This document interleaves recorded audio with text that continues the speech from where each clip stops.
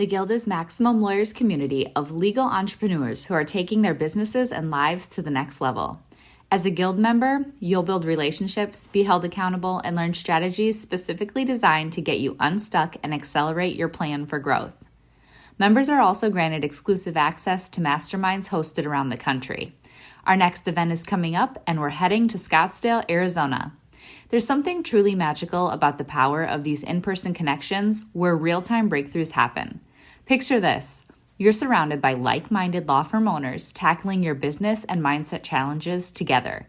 The energy is electric, the insights are transformative, and the results are game-changing. Investing in yourself is the best decision you'll ever make. The knowledge, strategies, and breakthroughs you'll gain are priceless assets that will supercharge your practice and propel you forward. Join the Guild and secure your ticket to Scottsdale at the best possible price by visiting maxlawevents.com. Run your law firm the right way. This is the Maximum Lawyer Podcast. Your hosts, Jim Hacking and Tyson Mutrux. Let's partner up and maximize your firm. Welcome to the show. Welcome back to the Maximum Lawyer Podcast. I'm Jim Hacking. And I'm Tyson Mutrux. What's up, Jimmy? Hey, brother. We haven't recorded just you and me in quite a long time.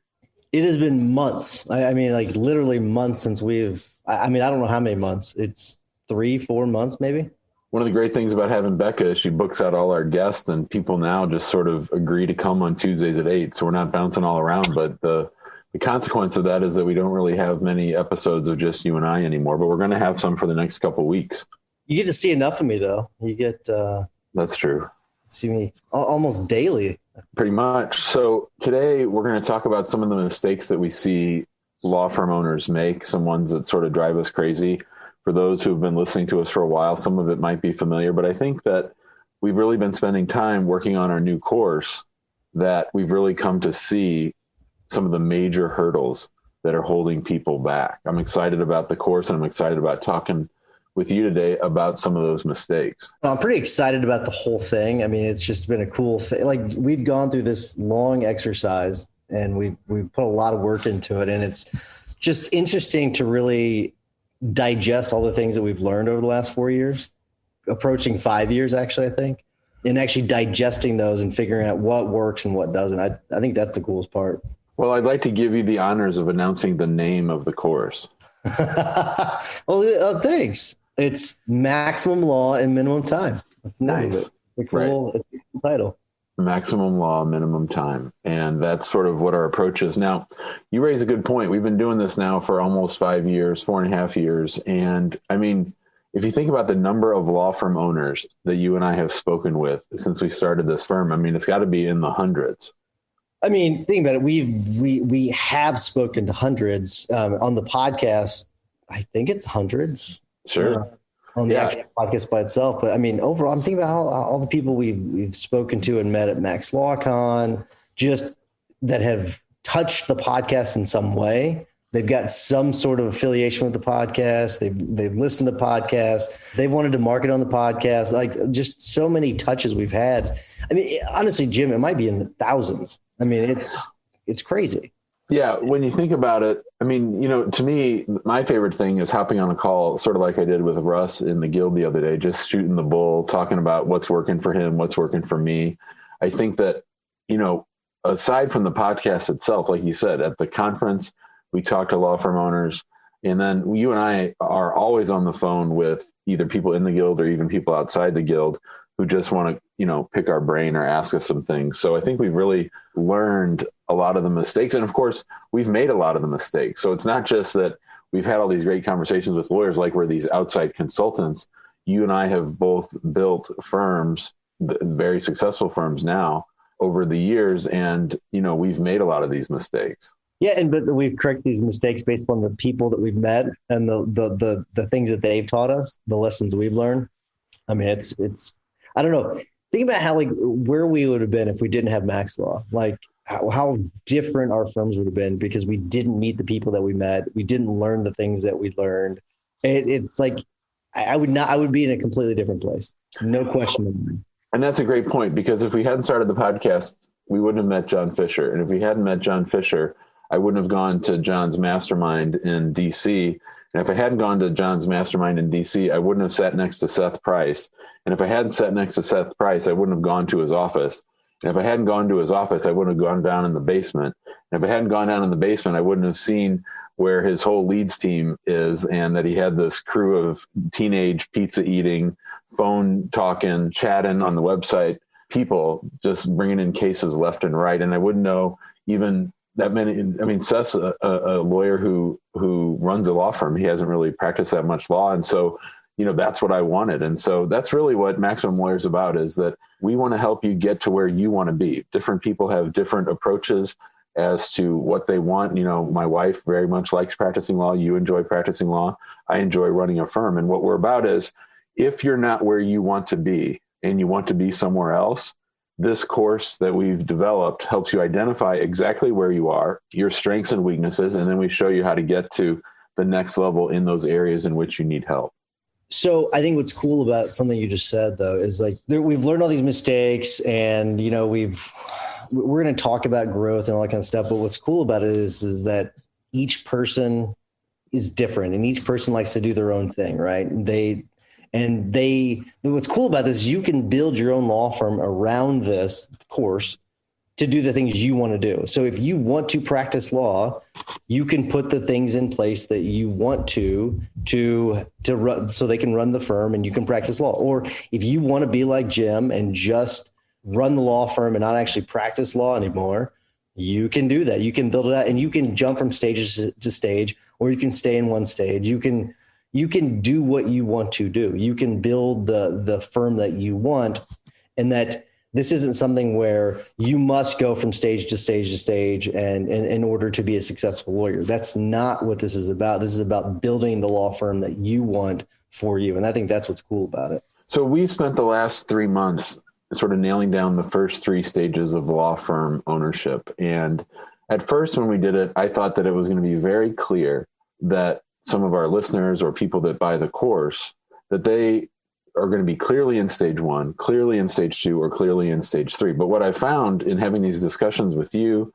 and Annika and Becca as we built out this product is that it's sort of like a checklist. In some areas, you might be in stage 2. In other areas, you might be in stage 1. In other ones, you might be in stage 3. And so you can only focus on so much. That's one of the things that I've really learned as a law firm owner, and sort of the topic that I want to talk about today on the show is that you can really only focus on one thing or 2 things at a time. And it's when you get in trouble is when you try to do too many things all at the same time. Completely. So you just sort of introduced your topic, but dig a little deeper on that. Keep going. So my topic is something that I've sort of beaten to death in the group, but I still want to mention it because it's the one thing that I think really holds people back. And today we're talking about stage 1, sort of what keeps you in stage 1. What are the pitfalls of being in stage 1? And for me, the biggest pitfall is trying to do too much. And I mean that on a macro level and on a micro level. On a macro level, it could be trying to do too many practice areas, trying to keep too many people happy, trying to, learn an expertise in all these different practice areas.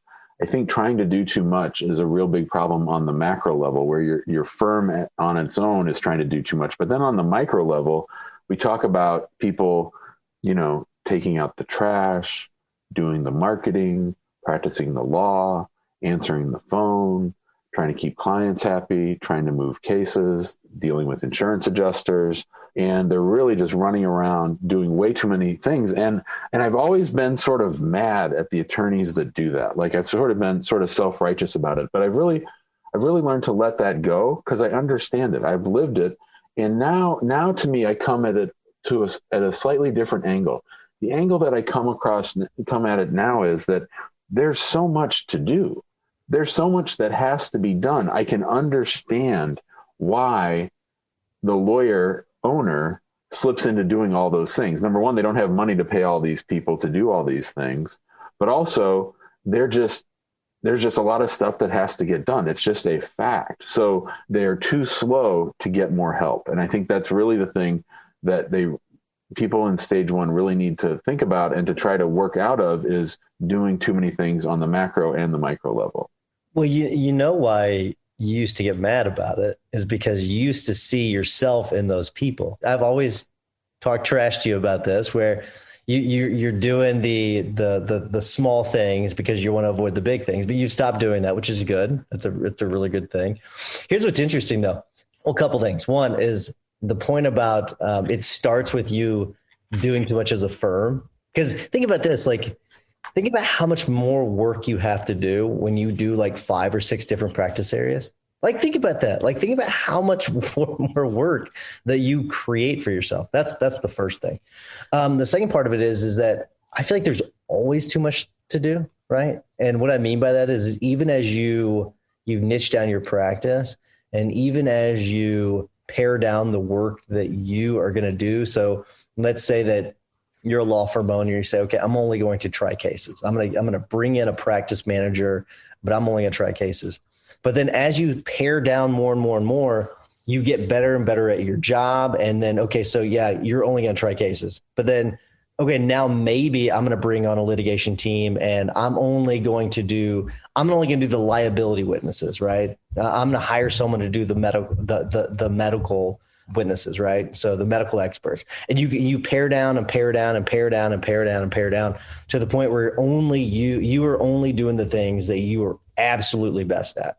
And so even as your firm grows and even as you have pared down and really given everyone tasks and everyone's got a job, you will always have too much work to do. Don't you feel like that's always a thing? No matter what, you're always going to have too much to do. I think it's a great point. And that's why I like your question that you give to members of the guild every Monday.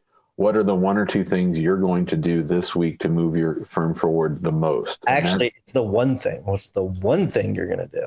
Even better. So see, I'm always trying to squeeze in a second one. You know, if everything's important, nothing's important. And one of the things that my wife and I have been working on this year in running our firm is, you know, with our quarterly goals, you know, signing up for less, not more. It's not, especially if you're a law firm owner like me, who has probably undiagnosed ADHD, that you're just excited about all the different possibilities of the things that you could fix. So it's not that you're lazy or you're just trying to coast or that you're being cheap. It's just that you get excited about doing these things. And so I think you're right. I think that it's a wealth of opportunity, but if you don't prioritize things, you're setting yourself up to get nothing done. So what do you say to the people that are like, okay, well, what do you want me to do, Jim? Like, yeah, there's a lot to do. So who's going to do it? I mean, what do you say to those people? Well, that's what we're talking about. And so that's what we're talking about with the product. So the whole purpose of the course is that we're going to talk about, you know, how to break free from that, how to prioritize, how to figure out what do you need to be doing and what is it that only you can do? I think that's the most important question. What is it that only you can do? And then build from there, right?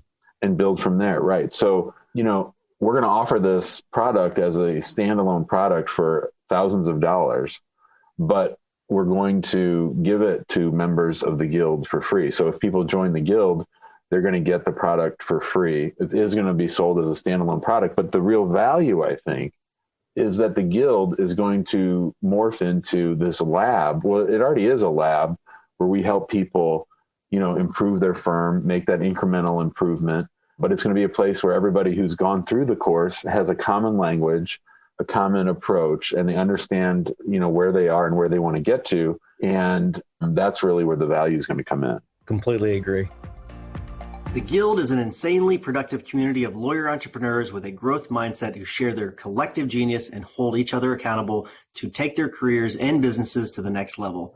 But in 2021, we are upping the game. In addition to exclusive access to the group, FaceTime with the two of us, discounted pricing for live events, and front seat exposure to live recording and podcasts and video, we are mapping out for members the exact growth playbook with our new program, Maximum Lawyer in Minimum Time. As a Guild member, you'll build relationships and experience content specifically designed to complement your plan for growth. For a limited time only, the Maximum Lawyer in Minimum Time program will be offered for free to all new Guild members. Join us by going to maxlawguild.com. All right, let's get to my topic. Cool. Great. All right, go for it.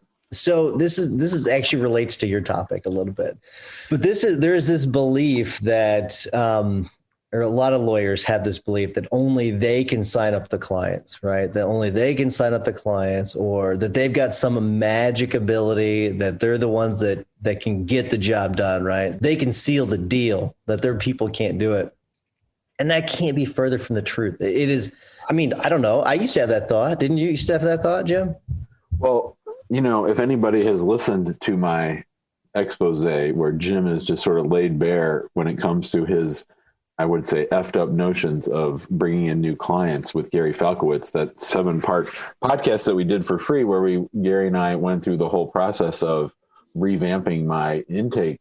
I was the chief, I was the number one culprit when it came to thinking that I had this Svengali-like approach where I could just, pop into a consult, wave my fingers, and convince someone to hire me. And that's just so wrong, because what you need to be doing is looking for the people that already want to hire someone. You don't want to be in the convincing business. As a law firm owner or as any kind of marketer, you don't ever want to be in the convincing business. You want to be in the business of being there often, and that they know you, like you, and trust you, and that they understand that when they're ready, you're going to be there for them.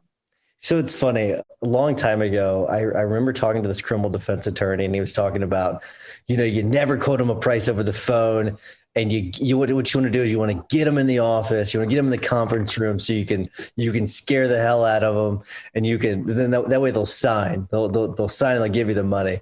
And that's so much BS. It is so ridiculous. And then I met this guy by the name of Mark Hammer that you and I love that guy. He's so awesome. Right. And Mark Hammer, I was talking to him. He's like, I was talking to him about a client we were going to see or whatever. And I was like, oh, how many times have you talked to him? Whatever. He's like, this is the first time I'm going to meet him. I was like, what are you talking about? He's like, man, I do all my sales over the phone. Like he's honest. He answers his own cell phone, which is a mistake, but he takes credit cards over the phone. He's like, he basically got this whole spiel that he's had for forever, and he gets them signed up right away, which really changed my view on things. And so I think that the point of all this is that you can train people to do those things, right? There are a series of things you can do to really streamline the process.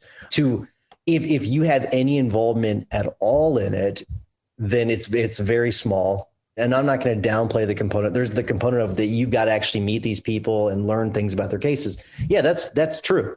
But you don't have to do it at the very, very beginning to get the case signed up. And I think that's the mistake people make, is they think that they've got to do all this at the very, very beginning to get the case signed. And that's not what people want. It's just not. You can build that into your process later on down the line, but you don't have to do it at the very, very beginning. Jim, you've learned this, and I've learned this. I love whenever I'm on the phone with another attorney, like, oh, look, we just signed a new case. And I didn't talk to the person. I didn't have any contact with that person, as long as it meets certain criteria, and our intake people put it through the process and they get it signed up. And then I get involved a few days later. That's the first time I get involved, is after all this front end work has been done. And that's just basically kind of like a meet and greet, and me get the information that I absolutely need. But the majority of it's has already been taken by the intake team, and then the case managers once the case is signed. And that's so. And I'm sure there's people are thinking right now, no, I've got to talk to every single person. I've got to do it. The lawyer's got to talk to them. And let's talk about that for a second. Like, what are your thoughts on there having to be a lawyer at the very, very beginning during the intake?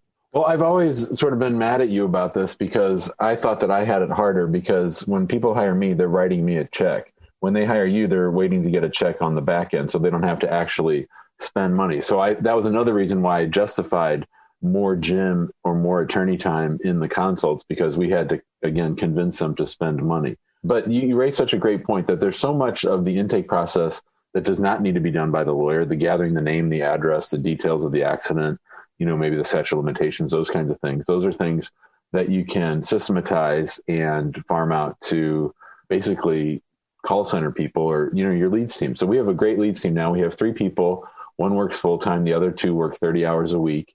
And we get about 200 leads a week. And they, screen those down almost immediately to about 90. And then about 50 of those get to talk to a lawyer. And then we're signing up between, 12 and 20 cases a week. So the funnel is much cleaner and much tighter. And, I thought that, I had to be involved at that early stage. But really, it's the great thing now is that by making it harder to get through to me, that when I show up, they're like really happy to see me, like, especially with the YouTube channel, they're like, oh my God, it's Jim. I've watched him all these years on video. And now I'm actually talking to him. It's just like, it's almost like a bit of stagecraft. You're like a celebrity, man. Yeah. Yeah. No, I think that's a really, really good point. And I'm sure some people are thinking, I'm thinking about all the people saying, but I'm different. Like I gotta verify the statute of limitations. Yeah, you can do that. You can do it after they've signed the contract. No one's saying you can't build in these systems for verification. That's important. That, like, getting that information right is important. But one, train your people the right way, right? So they know what information to get to make sure that that information is tracked appropriately, and then checks and balances after the fact, after you've gotten them signed up, to get that information, to make sure it's accurate and make sure it's entered properly. That's all part of it. That was another great lesson from Gary, is that, less is more, that when you're doing a call, is this a case that we want, and do they want to hire us? That's it. It's not, you're not there to get the name of every single doctor that they treated with, or you're not there to get, every ounce of their immigration history. Instead, what you're doing is this a case that we handle? Is this a pleasant person that we want to do business with? Do they understand our value? And do we all want to move forward? That's it. Because there are residual effects of this, right? Like, because it relates to what you were just talking about. Like, that's the power of a micro intake, right? Because you get the key information. Is it a case? You get that in the micro intake. And if it is, then you advance onto the full intake. The micro intake filters out all those cases, because I guarantee what I'm about to say is going to resonate with so many people. Like, think about your staff and how long that they spend on the phone with cases that are not cases. It's a family law case that you don't handle. It's an employment law case that you don't handle, but your people are spending an hour or 45 minutes on the freaking phone with them. You get the micro intake, you knocked it out right away. Sorry, sir, we don't handle these types of cases, but you know what? I know a guy, he's a great immigration lawyer. His name's Jim Hacking. Let me get you his information. I'm going to send it to you as well. And then send them down the road. You don't need to spend an hour, or your people don't have to spend an hour on the phone with them. It's wasting their time, and they're not making money for you. So there are all these other residual effects from it. And then again, and then another one of it is that if I'm sending Jim Hacking a bunch of immigration cases on leads I'm getting, guess what Jim Hacking's probably going to do? He's probably really happy, and he's going to start sending me all of his personal injury cases, because he's going to get calls, because his immigrant clients get in car crashes too whenever they get into the States, because they love Jim. He's a celebrity, and he's going to refer them to me. So it's not, there's a lot of these other things you can do when you're the lawyer not doing it. You've got your team of people doing it and dealing with those leads in the right way.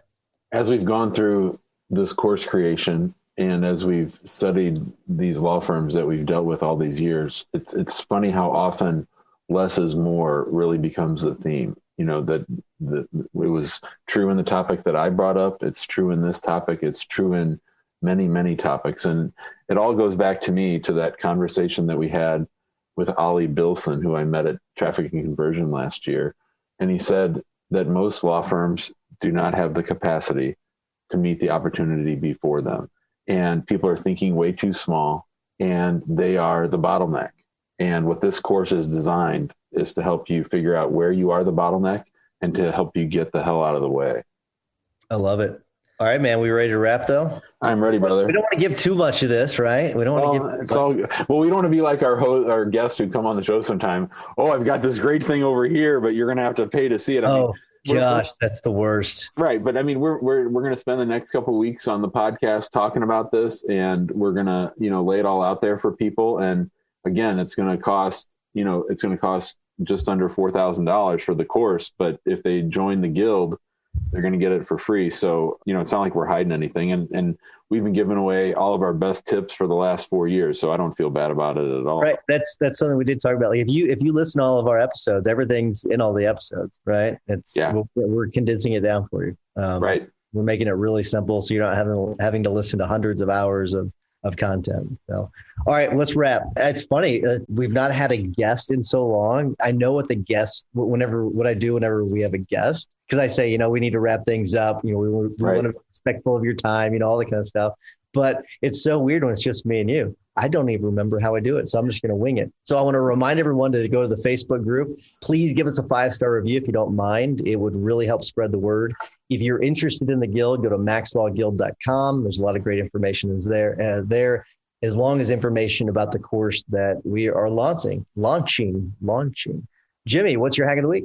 So I was lucky enough to give a talk to the fine international student advisors at Washington University last week, which was really a great get for me because I've been wanting to get in with those folks for a long time. They're A+ international student advisors. There's tons of immigrants at WashU.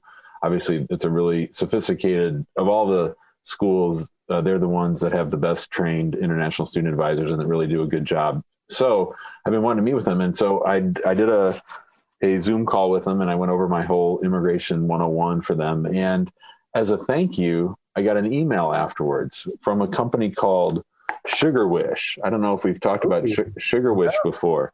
So what happens is they send you this menu and you order something that you like. So it was a lot of candy. And since I'm not eating sugar, I didn't get that, but I got some cheese popcorn. And so I just picked what I wanted.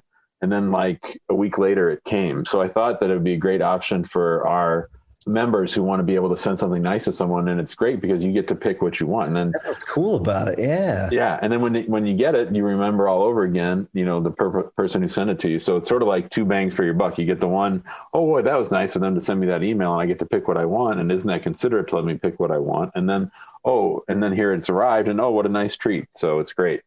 That is really cool. I really like that. Sugar Wish. Is it just like sugarwish.com?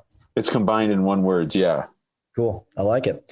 All right. So my tip of the week relates to something that Jim talked about, and that's just not doing too much. And so my tip is to pick one thing, just one thing that it's just been sitting there waiting to get done. And I want you to hire someone to do it. So it could be a wall that needs to be painted. It could be a piece of furniture that needs to be put together. Maybe your lawn needs to be mowed. Maybe you've got this legal brief that's sitting out there that you need to have written. You can go to law clerk, something like that. Just pick one thing. It doesn't have to be, you don't have to hire a virtual assistant to do, 8 months of tasks.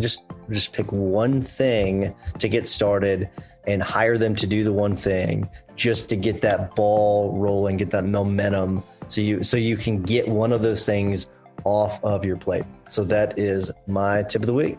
All right, Jimmy, have a good one. Peace, brother. Thanks for listening to the Maximum Lawyer Podcast. To stay in contact with your hosts and to access more content, go to MaximumLawyer.com. Have a great week and catch you next time.